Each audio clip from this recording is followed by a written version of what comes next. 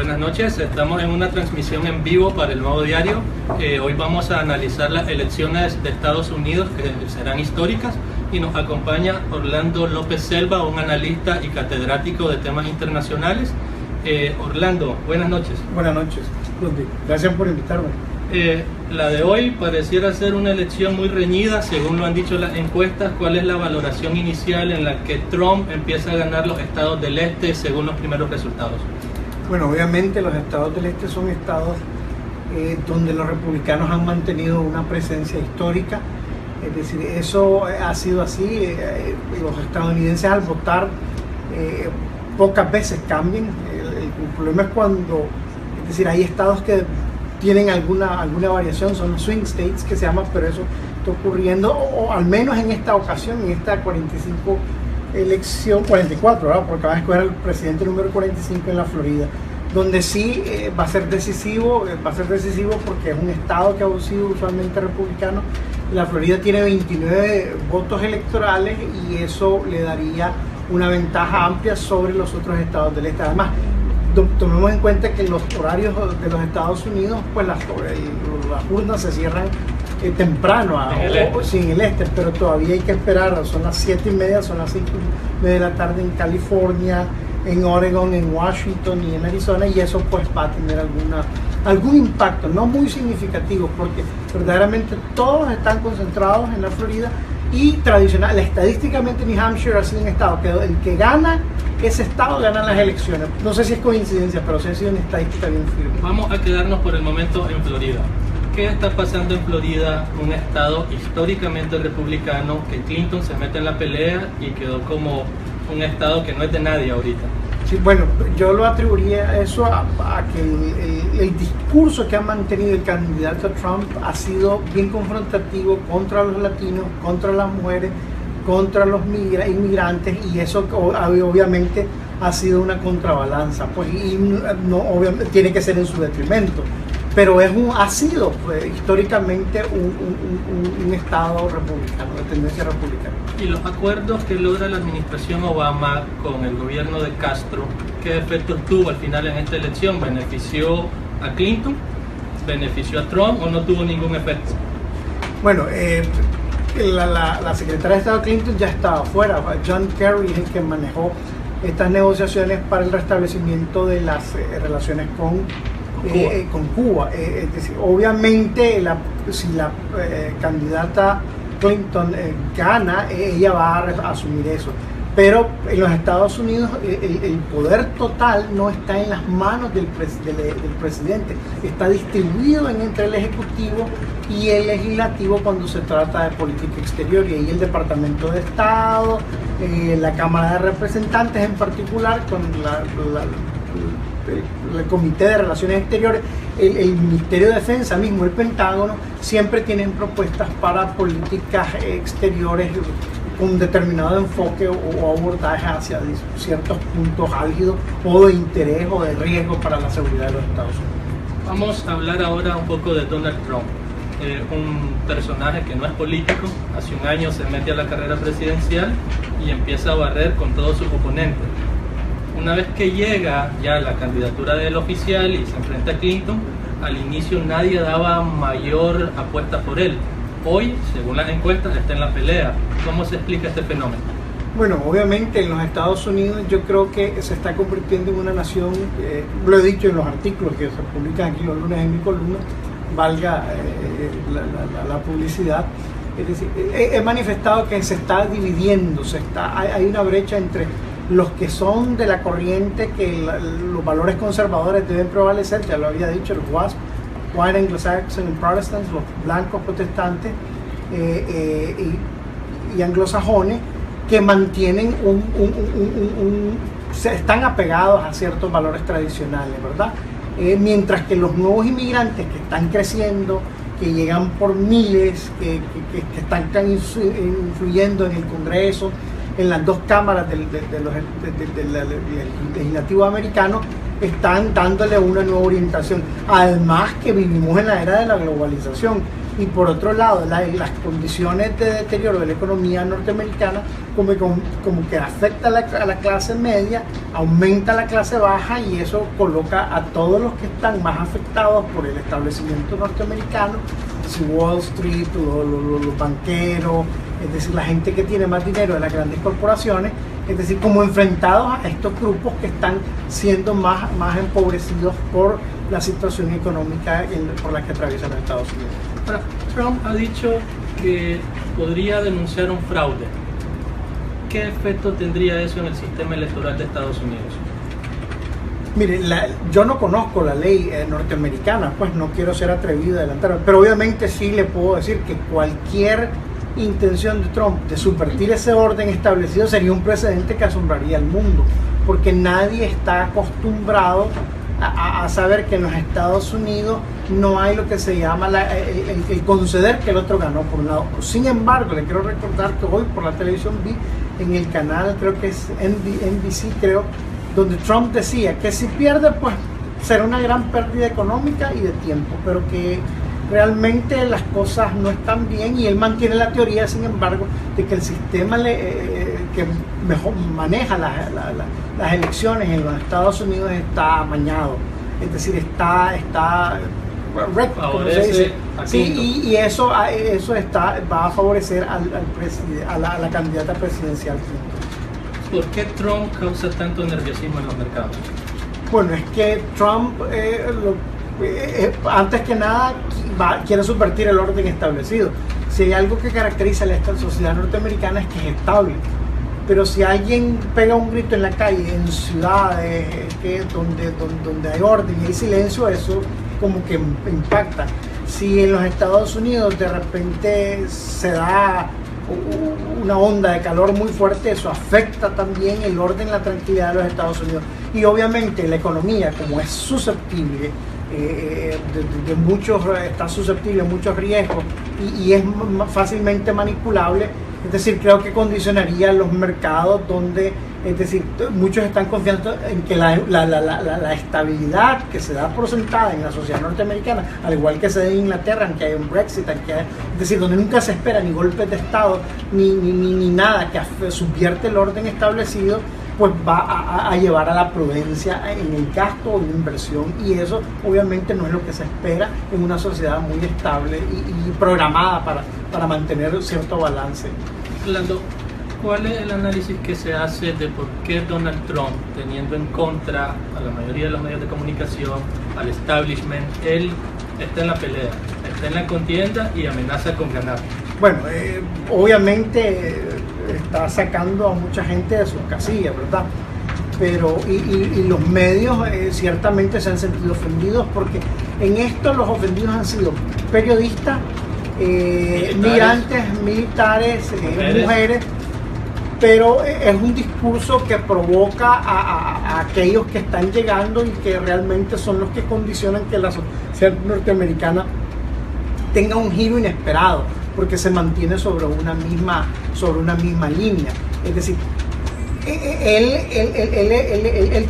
mantiene esa retórica, pero si llegara a la presidencia de los Estados Unidos, yo creo que tendría que condicionarse a lo que determine el establecimiento, que son la seguridad, la economía, la estabilidad de la moneda y el mantenimiento de una política exterior encasillada a preservar los intereses de los Estados Unidos y mantener la seguridad y el liderazgo global, que ya son políticas de Estado bien preestablecidas desde 1945. Un candidato que ha sido tan temperamental y que Clinton le ha dicho eso en los 3 debates, que es peligroso tener como jefe de las Fuerzas Armadas del país más poderoso del mundo que tenga acceso al famoso botón rojo, no ha tenido ningún eco entre el votante según las encuestas. Bueno, es que lo que ha denotado estas encuestas es que ha habido demasiada emocionalidad. En primer lugar, se están sacando demasiados trapos sucios. Ya los trapos sucios no se lavan en casa, sino que se están ventilando.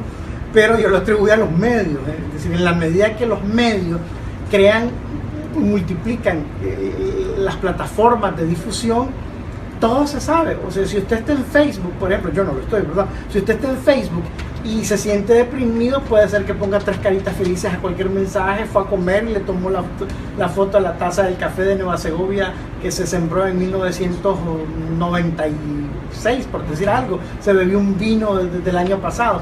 Es decir, hay demasiada información que mantiene a la gente en vilo, y como todos estamos conectados, obviamente la gente está más sensible.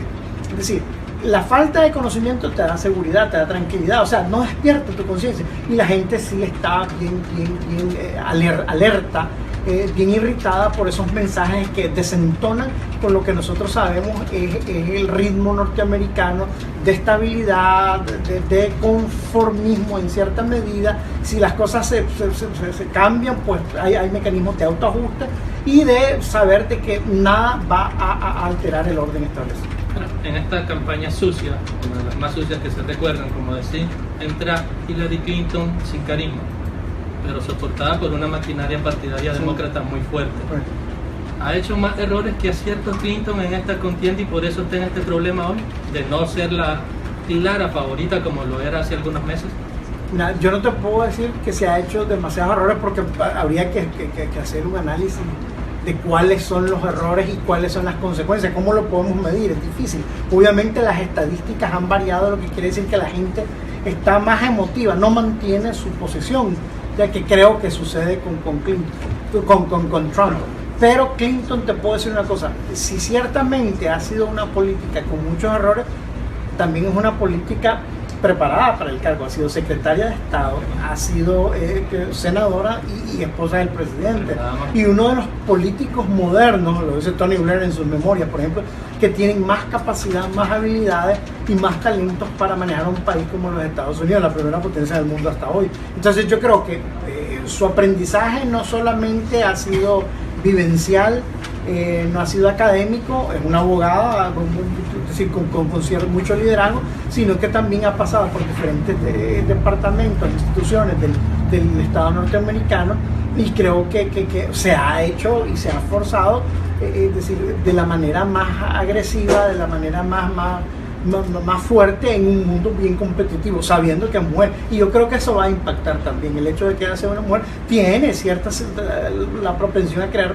facilidades de simpatía hacia ella. Sin embargo, le ha salido caro el tema de los correos, la investigación del FBI y el caso de Benghazi, donde murió un embajador de Estados Unidos. Todo eso la pudo empezar a hundir en las encuestas. Obviamente tiene efecto. A los norteamericanos no les gustan dos cosas: que les mienten y que los maten. Y ambas cosas le caen a Clinton en cuestión de años. Ahora, si ella ocultó correos, pues yo no soy para juzgarla, habría que ver, ¿verdad? No soy juez, pero obviamente a los norteamericanos no les gusta. En cuanto a lo de Benghazi, que participó, que no actuó a tiempo, pues eso es más fácil de dilucidar, porque obviamente si vos estás en Washington y algo sucede en Addis Abeba, en Dar es Salaam, en Nassau o en Helsinki, pues las reacciones, a pesar de la modernidad, no te permiten evitar riesgos como agresiones o muertes, que es lo que sucedió en Benghazi. Es lamentable, pero sí no tuvo la previsión de los militares ni el Departamento de Estado como para poderse anteponer a una situación que realmente condujo a un desastre, una tragedia para los Estados Unidos y su política exterior. Las transmisiones de Estados Unidos en este instante tienen a Clinton con 75 votos electorales y a Trump con 72. El sistema electoral de Estados Unidos no es de voto popular, y empezamos a analizar ahora este sistema, es de voto electoral. ¿Cómo se divide este sistema, Orlando? Bueno, en realidad el sistema americano es un sistema hecho para suplir el error o la falla, porque esa es la mentalidad anglosajona. Siempre hay que prever que las cosas, si van a salir mal, tienen que tener un plan B, o trabajar con la contingencia. ¿Qué pasa si me caigo? ¿Qué pasa si se ve el agua? ¿Qué pasa si se va la luz? Y obviamente tiene tres etapas. El voto popular, que es importante, porque si nadie vota no hay colegios, no hay electores en el colegio electoral. Y si se llega a un empate, pues obviamente existe todavía, previsiblemente, es decir, la intervención de una de la Cámara de Representantes, que podría dilucidar esto. Incluso se puede recurrir a la Corte Suprema de Justicia. Vos sabés que hubo un antecedente. Año 2000. Cuando están bien reñidas las cosas, es decir, siempre los poderes del Estado están ahí para suplir cuando la permanencia del error, o es decir, te obliga a tratar de resolver el problema con los medios que vos ya tenés, con los medios que contás. El sistema electoral de Estados Unidos divide 538 votos electorales, quien gana tiene que sumar 270 votos electorales. La pregunta aquí es cómo se divide que cada estado tiene votos. Por ejemplo, California tiene 55 votos electorales, pero Florida solo tiene 29. ¿Por qué esa diferencia? Bueno, en primer lugar esto está en dependencia de la cuota poblacional. O sea, si vos tenés estaditos pequeños como Vermont o Maine, es decir, tu representatividad es menor a, por ejemplo, a Texas o a California. California tiene 55 y Texas tiene 38, la Florida 30, 29. Entonces, ese es un condicionamiento en primer lugar, pero también las reglas van variando dependiendo de la legislación interna de cada estado, que eso se ve más en las primarias, pero cada estado mantiene, por ejemplo, que puede tener un número determinado de electores a la hora de la gran decisión que conduce pues a la elección del presidente de los Estados Unidos. Como mencionabas, en Estados Unidos siempre se preparan con un plan B. Y un plan C, plan B y C. Okay. Si ningún candidato llega a los 270 votos electorales, ¿qué pasa? ¿Quién decide quién gana o quién pierde? Bueno, ¿Hay segunda vuelta como se plantea en los países de Latinoamérica? La segunda vuelta es más bien un concepto europeo, el balotage, que los franceses lo introdujeron a mediados del siglo pasado. Los Estados Unidos llegan a pasarle a las manos a otra instancia. Ya, entonces, si no hay eso, todavía los electores pueden hacer negociación. Incluso, si no mal no recuerdo, pues creo que hubo un momento en que estuvo reñido una elección a principios del siglo antepasado, y se llegó a algo que resultó ser sabio. Como no había seguridad, claridad en el conteo, y hubo dudas y hubo otros fenómenos que alteraron el orden y la estabilidad, se escogió al que se creía que era el que tenía más votos como presidente, y al otro se le dio la vicepresidencia, cosa que incluso se hizo en Nicaragua aquí en los años del pacto Downs, de 1912 hacia adelante, durante la restauración conservadora, del 14 al 28. Es decir, para que todos estuvieran contentos, pues había un presidente conservador y pues un vicepresidente liberal, como fue el caso de don Carlos Solórzano, que le dio un golpe, Diego Manuel Chamorro, que murió, era conservador, y lo sucedió el vicepresidente, que era un jinotegano de Matagalpa, entonces, porque estaba dividido en Bartolomé Martínez. La Cámara Baja y el Senado, Cámara Alta y Cámara Baja decidirían. La Cámara Baja decide el presidente y la Cámara Alta al vicepresidente. ¿Eso es lo que plantea el sistema de Estados Unidos? Mire, ha habido reformas últimamente, porque es decir, siempre los norteamericanos están previendo cómo va a ser estas situaciones que se pueden salir de la mano. Yo no la conozco, pues no quiero adelantarme a decir lo que no conozco, pero tengo entendido que sí hay más de una previsión luego de una incidencia que se salga fuera de las manos. En todo caso, cualquier situación que lleve ante los representantes favorece a Trump. Los republicanos están dominando ambas cámaras. Obviamente, es decir, el senador es un presidente muy chiquito, es una persona que tiene poder para legislar, poder para vetar, poder para introducir propuestas, es decir, tiene un gran poder los representantes en los Estados Unidos. Los senadores, pues, que son la Cámara más alta, y los republicanos, ustedes saben que son 100 representantes en la Cámara de Representantes. En la Cámara de Representantes del Senado, perdón, en la Cámara de Representantes son 435, y en el otro son 102 por cada uno de los estados. Pero entre ellos tienen un poder tal que pueden, porque existe el principio de separación de poderes, pueden votar al presidente, pueden cortarle plata al presidente, pueden manejar las relaciones internacionales, es decir, a la manera que ellos gusten, porque la Constitución les da ese poder en una de las 28 enmiendas que tiene la Constitución americana, que es de solo 7 artículos. ¿Por qué al nicaragüense le debería interesar esta elección de Estados Unidos? Bueno, porque vivimos un mundo interconectado, globalizado, de la misma manera que si mi cuadra, el vecino que tiene una casa de 2 pisos decide botarla y va a crear conmoción, o se pelean todos, o se vuelan balas, o hacen una fiesta y hay una gran celebración que dura hasta las 5 de la mañana y no me va a dejar dormir.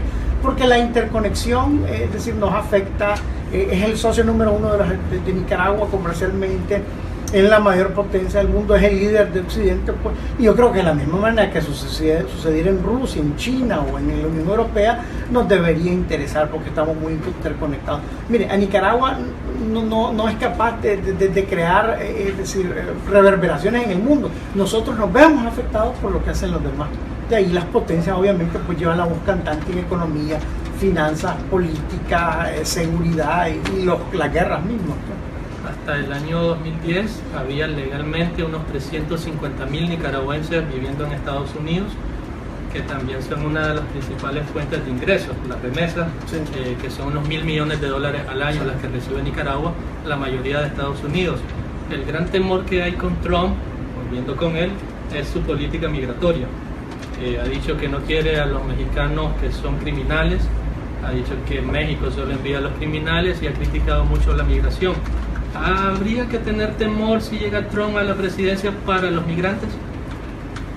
Mira, hay que ver una cosa, los políticos tienen dos rostros, lo que ventilan y lo que hacen, y hay que tenerle más miedo a lo que hacen que a lo que ventilan, porque tienen que mantener un discurso que tenga a la gente satisfecha, descontenta o prevenida, bueno, o incluso los puede aturdir con su discurso, creo que es parte de la oratoria y la retórica del presidente Clinton, aturdir a la gente para que la gente se sienta motivada.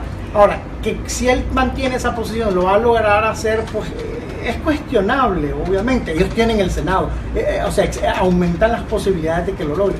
Pero que van a correr a todos los nicaragüenses no es así, porque el que esté bien no creo que lo vaya a correr. Además, el que tiene sus papeles legales, no ha cometido ningún crimen, pues tendrá que resolver su caso, pues.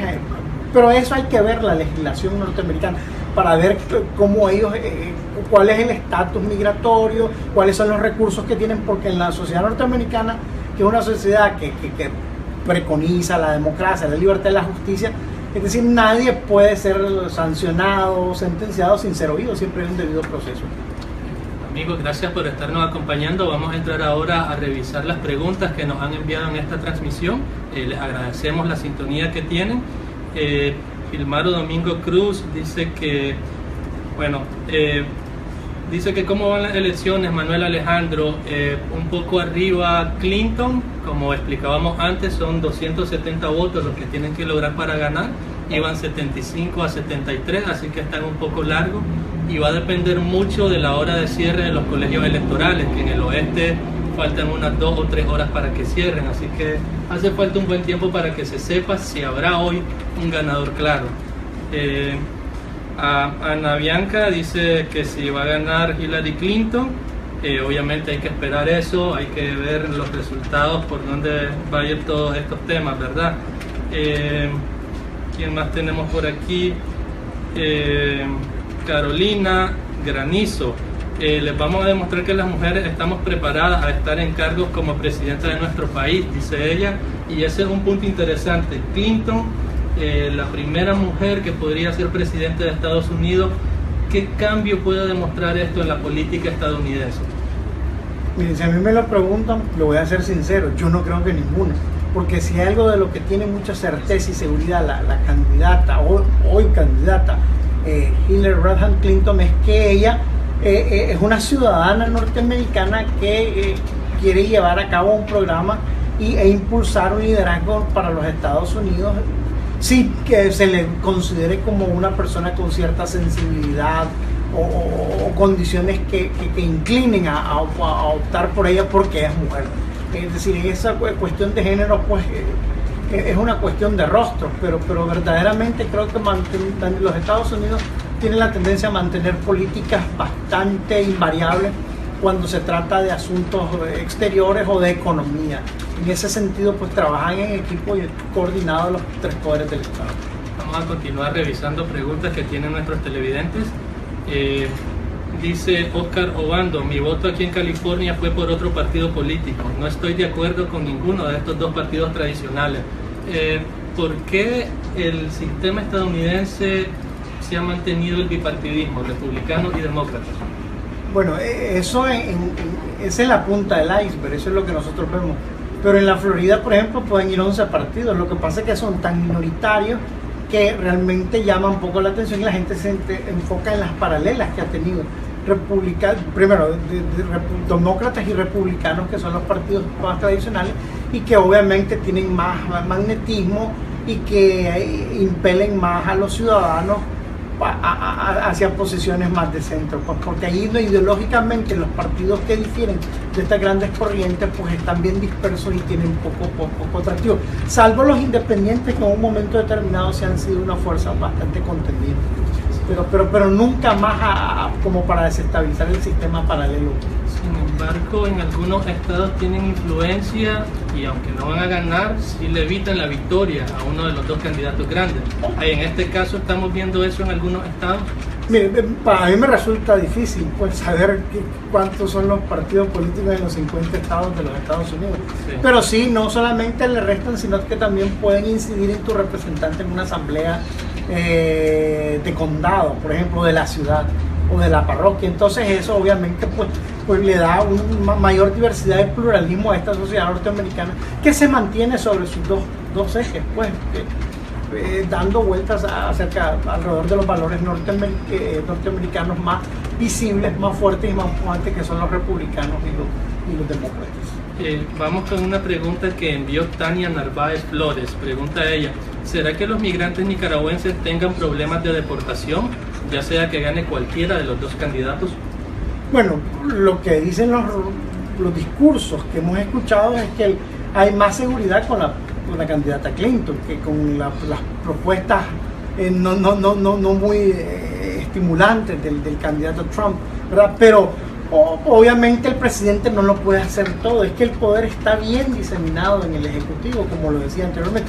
No es que el ganador se lo lleva todo y el Ejecutivo puede hacer lo que le dé la gana. Es decir, lo acabamos de ver ahorita, el presidente Obama estuvo en 2 periodos, es decir, ganó con una gran ventaja a sus 2 contrincantes anteriores, McCain y Mitt Romney, y sin embargo ha tenido problemas para pasar cierta legislación. ¿Por qué? Porque no tiene consenso bipartidario, porque no tiene apoyo, es decir, porque no ha encontrado lo suficientemente fondos o porque sencillamente la economía no se lo ha permitido.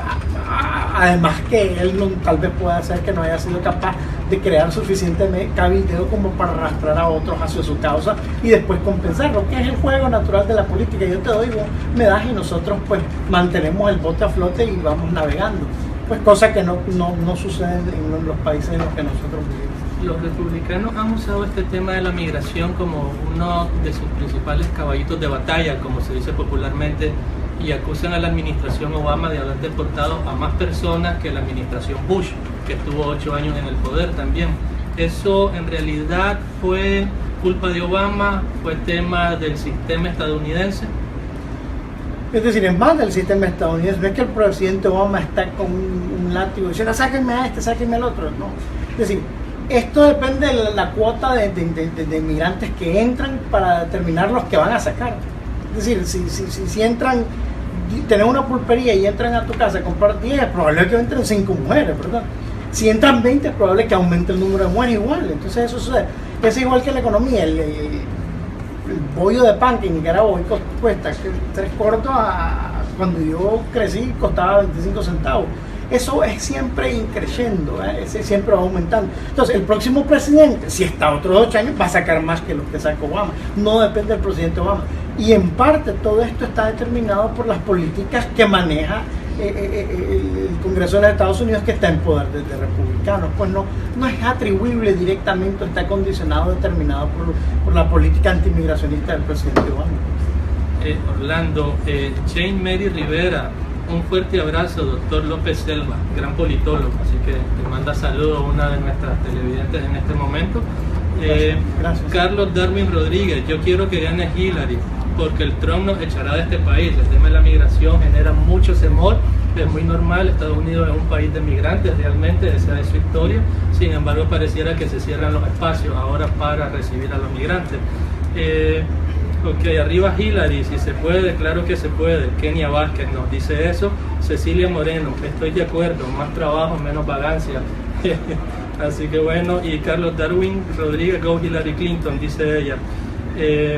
Ok, ¿qué se puede esperar en el resto de la noche? El sector este de Estados Unidos ha empezado a cerrar las urnas, se empiezan a conocer los resultados.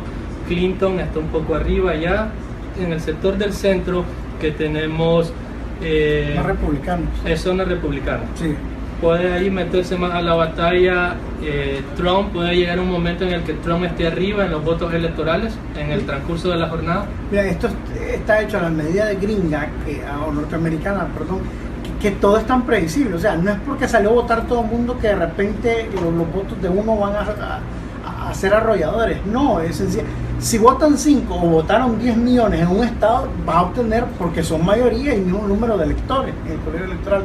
Pero definitivamente aquí hay 3 estados que sí son vitales. Pues Florida, que es el más importante, ya porque ha sido republicano, y si lo toma Clinton va a desbalancear las cosas. New Hampshire, que estadísticamente, pues los norteamericanos, a pesar de ser ellos bien racionales, pues aquí actúan con bastante emotividad. Y California, que tiene 55 votos electorales. Ya las cosas pues van cambiando. En la proyección en la casa, nosotros lo podemos ver en televisión, el gran partido tiene 235, el republicano tiene 235 congresistas ya, y eso pues va a crear un desbalance en contra de los demócratas si gana la señora Clinton. O sea, esto es previsible, pero sí, los mecanismos siempre están buscando por una solución que encauce las cosas. Ya no es de crear más problemas, sino que es otra mentalidad que ya tiene previsión, ya mucha previsibilidad acerca de lo que puede pasar, lo que se puede salir de las manos, pero siempre hay riesgo, obviamente. Yo pienso que la sociedad norteamericana va a quedar dividida y van a crearse muchas situaciones complejas y va a ser difícil zanjar muchas diferencias que ya se están profundizando. ¿Ha habido una etapa en que Estados Unidos haya quedado tan dividido como pareciera que va a pasar ahora en temas electorales? Es decir, Al Gore y George Bush en el año 2000, que duró meses que se declarara oficialmente un presidente, dejó tan fracturado este país como pudiera quedar hoy. Mira, lo que yo siento es que la sociedad norteamericana ya no está dividida por cuestiones ideológicas, porque realmente el Partido Republicano y el Partido Demócrata no están adscritos a una sola ideología, como por ejemplo los conservadores, liberales, socialistas, no, ahí son tiendas de ideología. Entonces, los demócratas tienen, en su tienda de ideología, tienen socialistas, socialdemócratas, liberales y conservadores. Los republicanos tienen más conservadores y un poquito de liberales.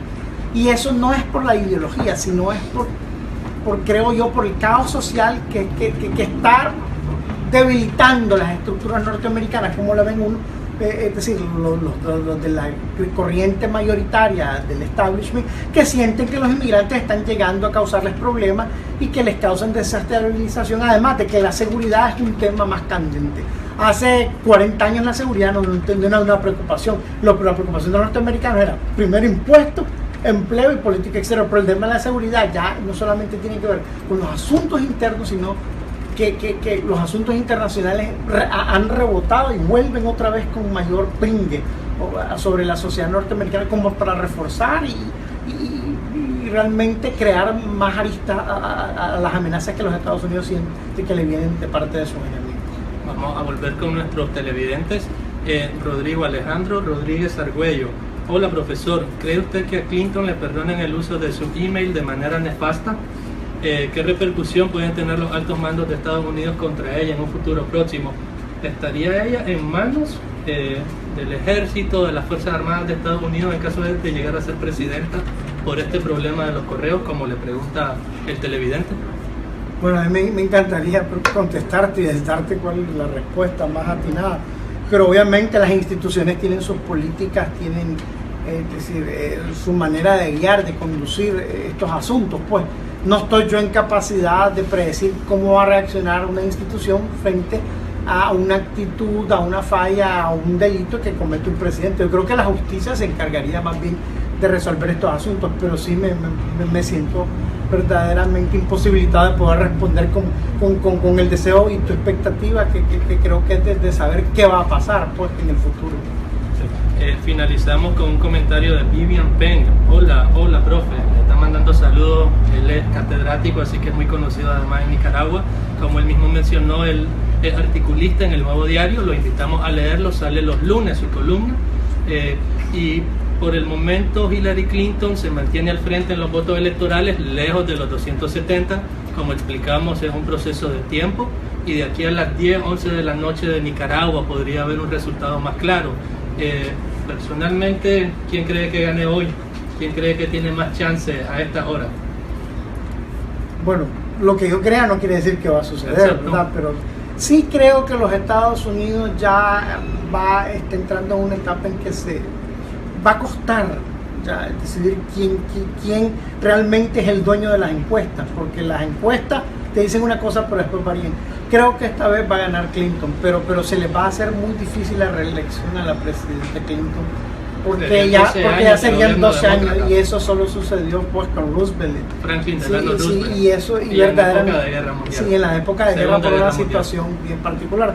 Entonces la sociedad norteamericana puede ser que sea más flexible, que le dé mayor elasticidad a su tolerancia y creo que va a darle cabida a ella por múltiples razones.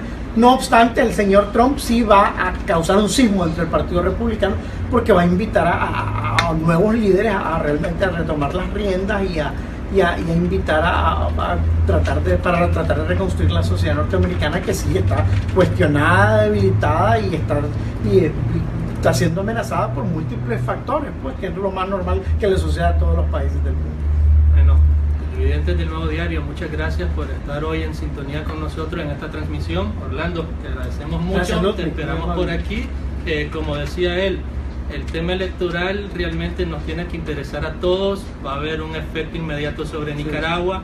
Estados Unidos es uno de los principales cooperantes para Nicaragua y uno de los que tiene el voto en los organismos financieros internacionales para que Nicaragua reciba préstamos y donaciones. Así que pendientes hoy, se espera que se conozca quién sería el próximo presidente o presidenta de Estados Unidos, y aprovechamos para hacer un anuncio también, que más adelante vamos a tener otra transmisión en vivo. Va a ser sobre el caso del entrenador del tetracampeón del mundo Román González, Arnulfo Bando, quien está en una situación delicada de salud. El colega Axel Murillo está en el hospital, así que en algunos minutos vamos a empezar a transmitir esta otra parte que toca mucho a Nicaragua y al deporte. Gracias, esperen nuevas transmisiones de nosotros y también síguenos en las redes sociales, en Facebook, en Twitter, en Instagram, en Snapchat, en la página web del Nuevo Diario, www.elnuevodiario.com.ni. Mi nombre es Ludwig Loaiziga, buenas noches.